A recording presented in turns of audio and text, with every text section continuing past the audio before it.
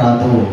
మొదటిగా హెచ్చరిక చేయుట వలన ఆ హెచ్చరిక చేసిన వాడి మీదకి ఏం రాదనంటే అపరాధము రాదు.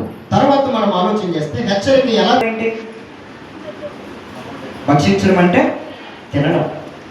ఏ గ్రంథాన్ని తినమని చెప్తా ఉన్నాడు యెహెజ్కేలుకి?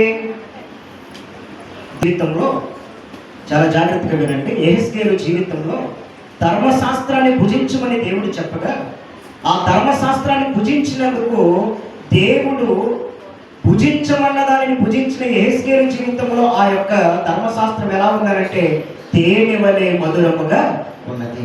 తేనె వలె మధురముగా ఉన్న దానిని భక్షించిన యెహెజ్కేలు ఏం చెప్తున్నాడో చూడండి. 10 చదువుతున్నాను క్లారిటీగా. నేను చెప్పుచున్న దానిని బట్టి ఇశ్రాయేలు ప్రజలకు నువ్వేం చేయాలంటే హెచ్చరిక చేయాలి. హెచ్చరిక చేసి ఎవరు ఈ దినాన్న దుర్మార్గులు? ఈ మాట కొంచెం కఠినంగా ఉంటుంది, కానీ ఈ దినాన్ని ఎవరు దుర్మార్గులు చెప్పండి? దేవుని రక్తంలో కడగబడి దేవుని దగ్గరకు వచ్చి దేవుని ఆజ్ఞలను పాటించిన వారు ఎవరనంటే మీరు ఒప్పుకోరు, కానీ హెచ్చరిక చేయాలి కదా. ఎవరు దుర్మార్గులని చెప్తున్నాను, జాగ్రత్తగా వినండి.